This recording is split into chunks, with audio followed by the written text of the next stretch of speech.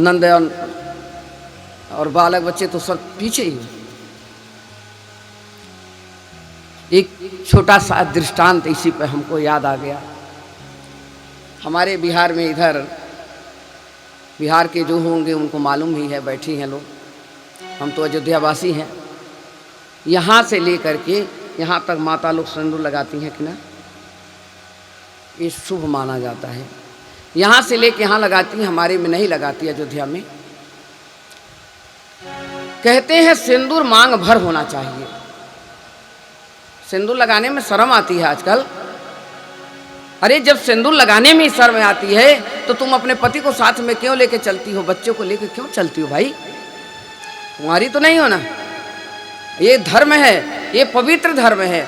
पति पत्नी का ही एक धर्म है जो समाज को माना जाता है। भगवान ने बनाया है, उनकी भी पत्नियां थी, वो भी खुद रहे हैं जोड़े से। फिर संकोच क्या है अपने रिवाज को करने में? भगवान ने बनाया है तो मांग भर सिंदूर तो भर लो। सिंदूर लगाने से एक ही लाभ नहीं होता है, पति की आयु भी बढ़ती है और सूर्य की जो ग्रह होती है वो भी भगवान, पतियों जो पत्नियां लगाती हैं उनके सूर्य की ग्रह नहीं आती है उनके पति के ऊपर। क्यों? कि सूर्य भगवान लाल चीज से प्रसन्न होते हैं। इसलिए मांग में सिंदूर जरूर डालें अगर भगवान ने दिया है। कितनी औरतों को तो मैं बिछुआ देखती हूँ या बिंदी देखूं सिंदूर, मैं सौभाग्यवती का दूं या कन्या का दूं, आशीर्वाद किस चीज़ का दूं, पूछना पड़ता है कि बेटा जरा सुनो। लेकिन जो ज़्यादा उम्र के हो जाते तो मुझे पता लग जाता है, तो शौक है। पर धर्म को मत छोड़ो, अपने बच्चों को भी बताओ मांग का सिंदूर ज़्यादा नहीं तो इतना से इतना होना चाहिए। और सिंदूर लगा करके उसको पलट लेते हैं बाल को, तो क्या वो भगवान को अच्छा नहीं लगता है?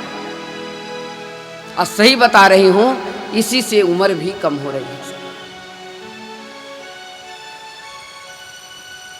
सावित्री जग जीत लिया, अपने पति को जमराज से छीन लिया, तो आप लोग क्यों नहीं छीन सकती हैं अपने पतियों को?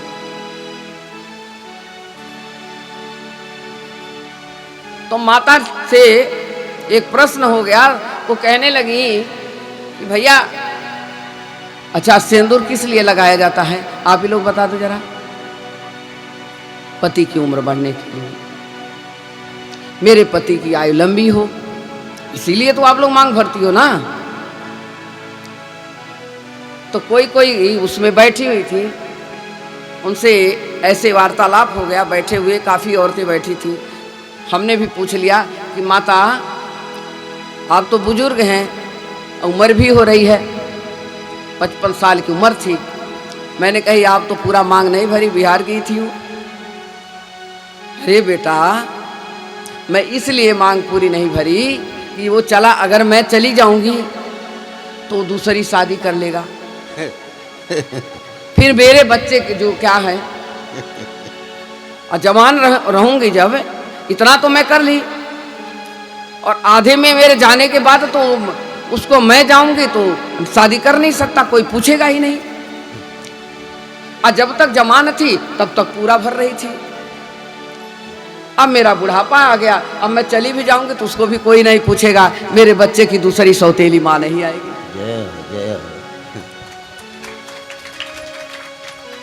ये सिंदूर का भी बहुत बड़ा वर्णन है। सुमंगली कुमकुम, सुमंगली कुमकुम है, ये हमारा सौभाग्य है, सौभाग्य सूत्र है। जैसे रक्षा सूत्र रक्षा करता है, ऐसे मांग का सिंदूर अपने अपने पति की से सब अपने अपने पति के लिए लगाती हैं, उनकी रक्षा करता है। कभी शर्म मत करो। कई बार आपने देखा होगा, कार्तिक के महीने में हमारे पंडित जी जब कथा सुनाते थे ना, तो जिसके मांग पर लिलाट पर बिंदी नहीं रहती तो उठा करके टीका लगा देते थे। मेरे सामने ऐसे मत आना, वो खुद लगा देते थे। तो मैं उनको कहती क्यों करते हैं? अरे राधे तुम्हें नहीं पता, ऐसी औरतों का सुबह सुबह दर्शन कर लो तो भी अच्छा नहीं होता है। आप कुछ मत करो, तिलक जरूर करो, सिर्फ अपने ललाट पे तिलक होना चाहिए, बिल्कुल मांग को। और ठीक है हमारा पति नहीं है, एक साथ कोई नहीं आता, कोई आगे जाता, कोई पीछे जाता, संसार एक साथ नहीं बना है, पर चंदन जरूर होना चाहिए लीला। ये चंदन जो है ये हर जगह अपने बच्चों को भी सिखाओ। बच्चे अपने स्कूल जाते हैं, उनको भी चंदन लगाइए। चंदन से भगवान प्रसन्न होते हैं। जिसके ललाट पर चंदन है, कोई पंडित जी जा रहे हैं, कुर्ता धोती पहने हैं, चंदन लगाए हैं, बिरादरी नहीं देखी जाती, वो पंडित जी है कि कौन है, आप जाए कि जरूर राधे राधे करेंगी, राधे राधे महाराज जी प्रणाम होगा। आपके ललाट में चंदन है, तिलक है, भगवान खुश होते हैं। एक्सीडेंट से बच्चा नहीं मरता, बालक के सामने कोई गाड़ी आ गई, भगवान पहले ही बचा लेंगे उसको, और बड़ी ही दुर्भाग्य है तभी होता है ऐसा। चंदन बहुत सुरक्षा करता है। अब चलिए, ये तो पति पत्नी की है, जैसे जैसे जिसको जो श्रृंगार अच्छा लगता है करें, पर हमें जो बताना था हमने वेद पुराण की बात आपको बता दिया जी। मति गति आप लोगों की है, पर मति अपनी है, गति अपने हाथ में नहीं है।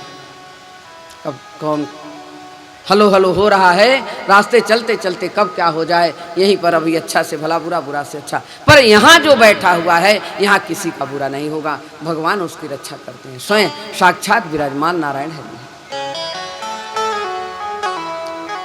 और पितृ की रक्षा के लिए मैं शायद समझ रही हूँ कि मेरे आए हुए 40 साल भी हो गया मुझे यहाँ दिल्ली में, सन 81-82 में मैं भी यहीं आई हूँ, लेकिन पहली बार ये पितृ हेतु भागवत यहाँ हो रही है इस इलाके में, बाकी कभी है